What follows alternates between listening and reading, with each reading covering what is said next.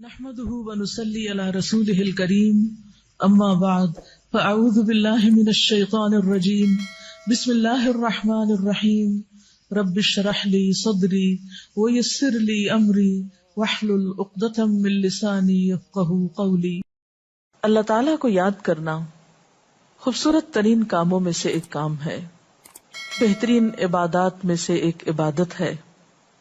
قرآن پاک میں اللہ تعالیٰ اس کے بارے میں فرماتے ہیں وَلَذِكْرُ اللَّهِ أَكْبَرُ، اور اللہ کا ذکر بہت بڑا کام ہے، بہت اچھا کام ہے۔ حقیقت یہ ہے کہ انسان جس چیز سے محبت کرتا ہے اس کو ضرور یاد کرتا ہے، اس کا ذکر کرتا ہے، دل ہی دل میں بھی اور زبان سے بھی، کیونکہ جس چیز کی محبت انسان کے دل میں ہوتی ہے وہ چیز زبان پر آ کر رہتی ہے۔ یہ ہو نہیں سکتا کہ ہم اللہ تعالیٰ سے محبت کرتے ہوں، دل میں اس کو یاد کرتے ہوں، پھر زبان سے اس کا ذکر کرنا بھول جائیں۔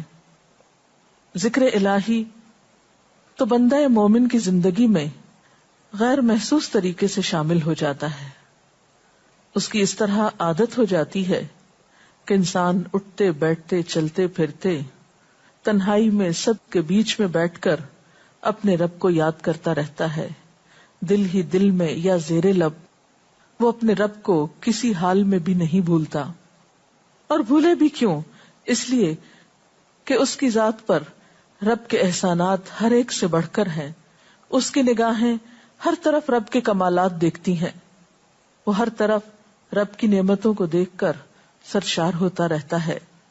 وہ جس طرف بھی نظر اٹھاتا ہے وہیں اس کو رب کی قدرت اور تخلیق نظر آتی ہے، اپنے سامنے دائیں بائیں اوپر نیچے ہر طرف زمین آسمان جو کچھ بھی بنا ہوا ہے، جو کچھ بھی پھیلا ہوا ہے وہ سب اس کے رب کا بنایا ہوا ہے، پھر وہ اس رب کو کیسے بھلا سکتا ہے۔ قرآن پاک میں اہل ایمان کو ذکر کرنے کی تلقین کی گئی ہے۔ اللہ سبحانہ و تعالیٰ فرماتے ہیں فَاذْكُرُونِي أَذْكُرْكُمْ، تم مجھے یاد کرو، تم میرا ذکر کرو، میں تمہیں یاد کروں گا۔ ایک اور جگہ پر فرمایا وَاذْكُرْ رَبَّكَ فِي نَفْسِكَ تَضَرُّعًا وَخِيفَةً وَدُونَ الْجَهْرِ مِنَ الْقَوْلِ بِالْغُدُوِّ وَالْآصَالِ وَلَا تَكُن مِّنَ الْغَافِلِينَ، اور اپنے پروردگار کو دل ہی دل میں عاجزی اور خوف کے ساتھ اور آہستہ آواز سے صبح و شام یاد کرتے رہو، اور دیکھنا غافل نہ ہونا، یعنی رب کی یاد سے کبھی بھی غفلت اختیار نہ کرنا۔ ایک اور جگہ پر فرمایا وَاذْكُرُوا اللَّهَ كَثِيرًا لَعَلَّكُمْ تُفْلِحُونَ، اور اللہ کا ذکر کرو کثرت کے ساتھ، بہت زیادہ، کیوں؟ لَعَلَّكُمْ تُفْلِحُونَ، تاکہ تم فلاح پاؤ، کامیاب ہو جاؤ۔ اس سے پتہ چلتا ہے کہ اللہ تعالیٰ کو یاد کرنا کامیابی کی علامت ہے، اللہ کے ذکر میں کامیابی کی ضمانت ہے۔ مومن مردوں اور عورتوں کی صفت قرآن پاک میں یہی بیان کی گئی ہے کہ وہ بہت زیادہ اللہ کا ذکر کرنے والے ہوتے ہیں۔ سورۃ الاحزاب میں آتا ہے وَالذَّاكِرِينَ اللَّهَ كَثِيرًا وَالذَّاكِرَاتِ، اور اللہ کا ذکر کرنے والے مرد اور اللہ کا ذکر کرنے والی عورتیں جو کثرت سے اللہ کا ذکر کرتے ہیں۔ کثیرن اعد اللہ لہم مغفرۃ واجرا عظیما، اللہ نے ان کے لیے بخشش اور بہت بڑے اجر کا وعدہ کر رکھا ہے۔ اور پھر یہ کہ ذکر کرنے کے لیے کوئی خاص وقت مقرر نہیں، انسان ہر حال میں ذکر کر سکتا ہے، ہر وقت میں ذکر کر سکتا ہے۔ نبی صلی اللہ علیہ وسلم کے بارے میں آتا ہے کان یذکر اللہ فی کل احیانہ، آپ ہر وقت میں، یعنی ہر قسم کے وقت میں، دن میں یا رات میں، صبح میں یا شام میں اللہ کا ذکر کیا کرتے تھے۔ حدیث پاک میں آتا ہے، حضرت ابو موسیٰ اشعری سے روایت ہے مثل الذی یذکر ربہ والذی لا یذکرہ مثل الحی والمیت، رواہ البخاری۔ آپ صلی اللہ علیہ وسلم نے فرمایا اس شخص کی مثال جو اپنے رب کا ذکر کرتا ہے زندہ انسان کی طرح ہے، اور اس کی مثال جو اپنے رب کا ذکر نہیں کرتا مردہ شخص کی طرح ہے۔ گویا ذکر کرنے والا اور نہ کرنے والا، ان دونوں کے درمیان اتنا ہی فرق ہے جتنا ایک زندہ اور مردہ انسان میں فرق ہوتا ہے۔ اور یہ فرق کتنا بڑا ہے. یعنی انسان تو وہی ہوتا ہے، لیکن زندہ انسان میں اور مردہ انسان میں زندگی اور موت کا فرق ہے. بالکل اسی طرح جو شخص اپنے رب کو یاد کرتا ہے، اس کا ذکر کرتا ہے، اس کے اندر ایک زندگی ہے، اس کے اندر ایک خاص خوشی ہوتی ہے، اطمینان ہوتا ہے. اور وہ جو نہیں کرتا اس کا دل مردہ ہوتا ہے، اس کے اندر زندگی کی کوئی امنگ نہیں ہوتی. ایک اور حدیث میں آتا ہے، نبی صلی اللہ علیہ وسلم نے فرمایا، اللہ تعالیٰ فرماتا ہے میں اپنے بندے کے خیال کے مطابق ہوتا ہوں یا خیال کے ساتھ ہوتا ہوں. جو خیال وہ میرے بارے میں رکھتا ہے میں اسی کے مطابق اس کے ساتھ معاملہ کرتا ہوں، اور میں اس کے ساتھ ہوتا ہوں جب وہ مجھے یاد کرتا ہے. گویا ذکر کرنے والے اللہ کی مدد کے مستحق ہوتے ہیں، یعنی اللہ ایسے بندوں کے ساتھ ہوتا ہے جو ذکر کرتے رہتے ہیں. اگر وہ مجھ کو اپنے دل میں یاد کرتا ہے تو میں بھی اس کو اپنے دل میں یاد کرتا ہوں، اور اگر وہ مجھے کسی جماعت میں بیٹھ کے یعنی کسی گروپ میں یعنی پبلک میں بیٹھ کے یاد کرتا ہے تو میں اس کو اس سے بہتر جماعت میں یاد کرتا ہوں، یعنی فرشتوں کی جماعت میں یاد کرتا ہوں. تو گویا فاذکرونی اذکرکم، تم مجھے یاد رکھو میں تمہیں یاد رکھوں گا.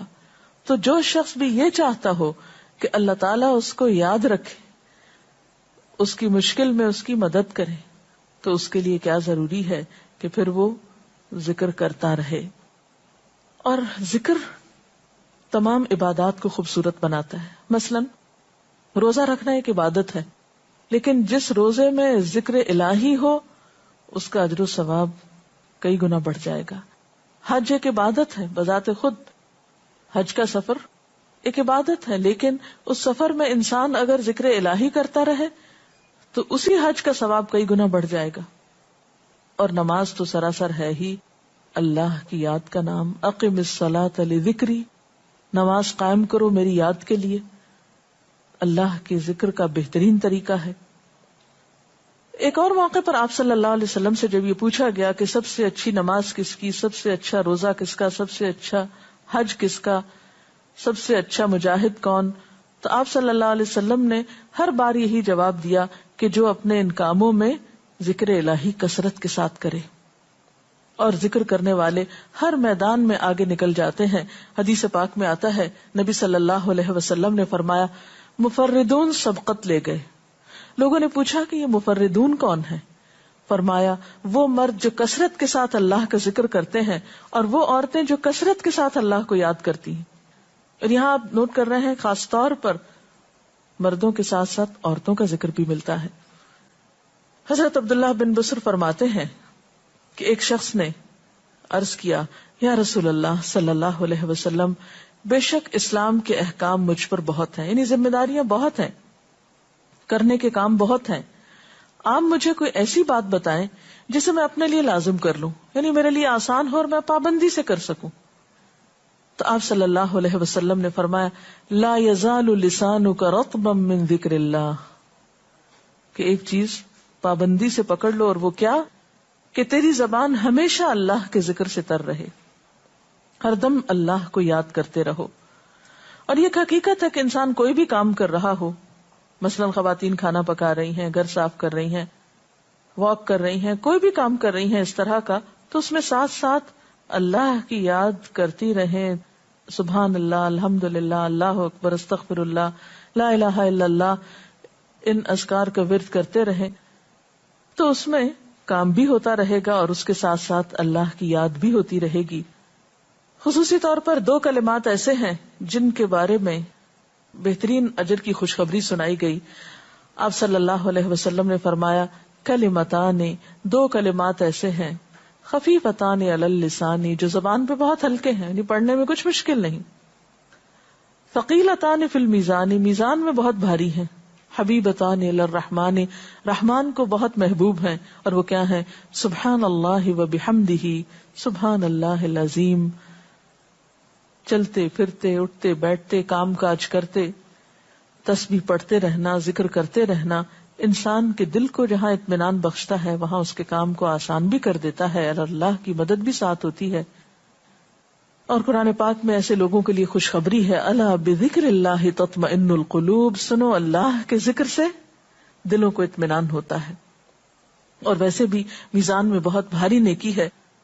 ایک حدیث میں آتا ہے کہ رسول اللہ صلی اللہ علیہ وسلم نے لوگوں سے پوچھا، کیا میں تمہیں نہ بتاؤں کہ تمہارے اعمال میں سب سے اچھا عمل، سب سے پاکیزہ اور تمہارے درجات کو سب سے زیادہ بڑھانے والا، اور جو تمہارے لیے سونے چاندی کے خرچ کرنے سے زیادہ بہتر ہو، اور اس سے بھی بہتر ہو کہ تم اپنے دشمنوں سے ملو، ان کی گردنیں تم مارو اور وہ تمہاری گردنیں مارے، تو کیا ایسا عمل نہ تمہیں بتاؤں؟ صحابہ نے عرض کیا، ضرور یا رسول اللہ صلی اللہ علیہ وسلم، ہمیں ایسا عمل بتائیے. تو آپ نے فرمایا وہ اللہ کا ذکر ہے.